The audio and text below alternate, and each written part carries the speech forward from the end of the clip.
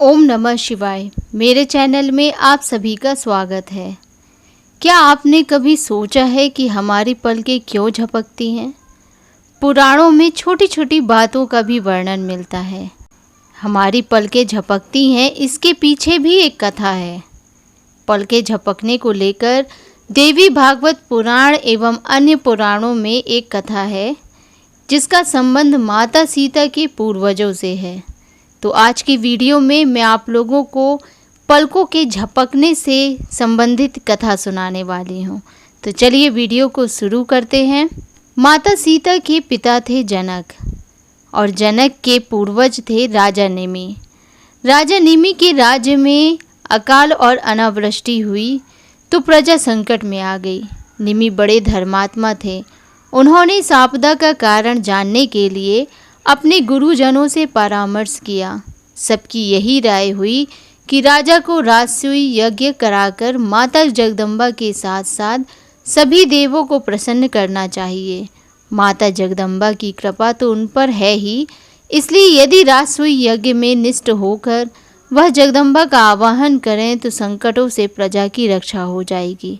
निमि ने यज्ञ का निश्चय किया और पिता की आज्ञा से यज्ञ की तैयारी भी आरंभ कर दी। उस समय भृगु, अंगिरा, वामदेव, गौतम, वशिष्ठ, पुलस्त्य, ऋचिक, पुलह और क्रतु जैसे श्रेष्ठ महर्षियों को आमंत्रित किया गया। वशिष्ठ इनके कुलगुरु थे। सारी तैयारी पूरी करने के बाद निमि महर्षि वशिष्ठ के पास गए और उनसे मुख्य पुरोहित बनकर इस यज्ञ का कार्यभार ग्रहण करने का आग्रह किया। निमि ने कहा, गुरुवर, प्रजा बहुत कष्ट में है। इस कष्ट का अंत राशि यज्ञ से ही होगा।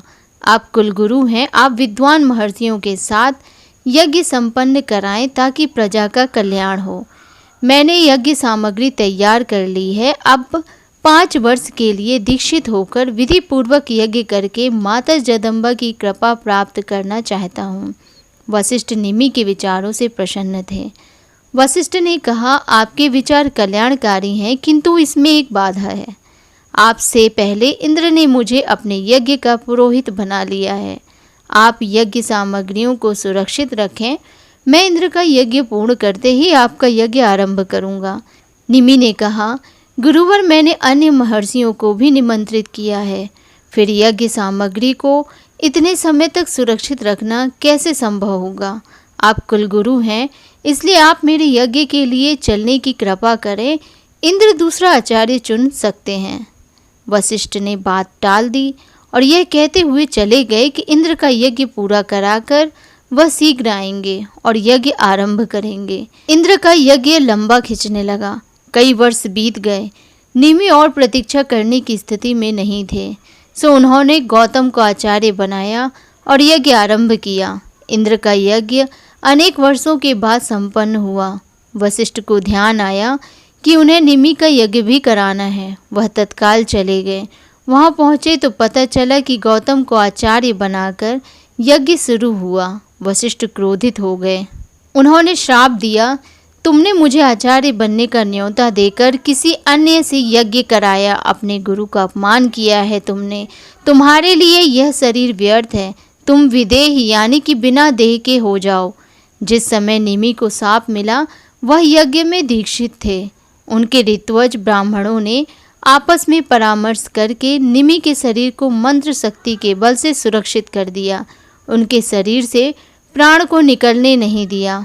परम ज्ञानी वशिष्ठ द्वारा शापित होने से निमि भी क्रोधित हुए। क्रोध में वह यहाँ तक सोच बैठे कि इंद्र की ओर से मिलने वाली दक्षिणा के लोभ में कुलगुरु होने के बाद भी मेरा यज्ञ ठुकराया और अब स्वयं मुझे विदेह करना चाहते हैं।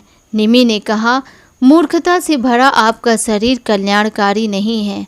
आप इस शरीर के अधिकारी नहीं हैं, इसलिए आपका भी शरीर क्षय हो जाएगा। निमि यज्ञ में दीक्षित तो थे ही साथ पृथ्वी पर इंद्र के समान श्रेष्ठ थे। श्राप खाली नहीं जा सकता था। शापित होकर वशिष्ठ अपने पिता ब्रह्मदेव के पास पहुँचे। क्षय से पीड़ित शरीर का कष्ट सुनाकर शाप निवारण की युक्ति पूछी। ब्रह्मा जी ने कहा कि वशिष्ठ को इस शरीर का त्याग करना होगा। उन्हें मित्रावरण और उर्वशी के संयोग से फिर से देह धारण करना पड़ेगी, यानी जन्म लेना पड़ेगा। यही कारण है कि वशिष्ठ का जन्म उर्वशी और मित्रा वर्ण से हुआ। इधर निमि के यज्ञ समाप्त होने पर सभी देवता अपनी आहुति ग्रहण करने पधारे। निमि ने अशरीर होते हुए भी सबकी उत्तम स्तुति की। देवताओं ने प्रसन्न होकर निमि से कहा कि इस यज्ञ के फल स्वरूप उन्हें मानव या देवता का स्वरूप मिल सकता है। देवताओं ने उनसे इच्छा पूछी। निमि की ओर से उनके ऋत्वज ऋषियों और प्रजा ने देवताओं से प्रार्थना की कि ऐसा प्रजापालक और उत्तम राजा बहुत सौभाग्य से मिलता है, इसलिए देवतागण राजा निमि का मानव शरीर वापस कर दें। परंतु निमि ने कहा, हे देवताओं, इस शरीर के खो देने के डर में भरकर मैंने क्रोधवश देवतुल्य अपने गुरु को श्राप दिया, अतः मुझे अब शरीर मोह से विरक्ति हो गई है। मैं देव या मानव शरीर की इच्छा नहीं रखता।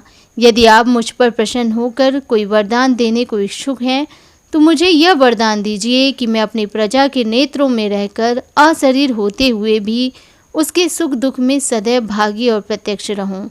देवताओं ने निमि से कहा, माता जगदम्बा से यह वरदान मांगे, वह स्वयं आपको वरदान देने की इच्छुक हैं। देवों ने निमि को जगदम्बा की स्तुति का गुप्त स्रोत प्रदान किया। निमि ने जगदम्बा की स्तुति की। माता जगदम्बा ने निमि को दर्शन दिए। निमि ने मांगा, मुझे ऐसा ज्ञान दें जिससे मैं अशरीर होते हुए सभी मोह माया से मुक्त रहूं और प्रजा के नेत्रों में ठहर सकूं। भगवती ने कहा, अभी तुम्हारा प्रारब्ध भोग पूर्ण नहीं हुआ है। तुम्हें मैं सभी चर और अचर प्राणियों के नेत्रों में वास करने का अधिकार देती हूँ। तुम पृथ्वी लोक पर आने वाली सभी जीवों में आँखों की पलक बनोगे। तुम्हारे कारण ही प्राणियों को आँखों की पलक गिराने की शक्ति मिलेगी। देवतागण इससे मुक्त रहेंगे, इसलिए वे अनिमिष कहलाएंगे। देवी ने मुनियों को कहा कि निमि के शरीर के मंथन से एक दिव्य पुत्र पैदा होगा जो विदेह कुल का मान बढ़ाएगा। निमि के बाद उनके भाई देवरात ने शासन संभाला। देवरात का प्रताप ऐसा था कि जिस पिनाक धनुष को महादेव ने सतीदाह के बाद देवताओं के वध के लिए उठा लिया था, क्रोध शांत होने पर वह धनुष महादेव ने देवताओं को भेंट कर दिया। देवताओं को उस धनुष के सर्वोत्तम पात्र राजा देवरात लगे। इंद्र ने भगवान शिव का वह धनुष पिनाक उनके पास सुरक्षित रखने के लिए दिया था। इसी कुल में राजा जनक हुए, जिनकी पुत्री वैदेही से श्री राम जी का विवाह हुआ। भगवान ने वही धनुष तोड़कर स्वयंवर जीता था। तो आपको मेरे द्वारा दी गई जानकारी अच्छी लगी हो तो प्लीज़ मेरे चैनल को सब्सक्राइब करिएगा, वीडियो को लाइक और शेयर करिएगा। धन्यवाद।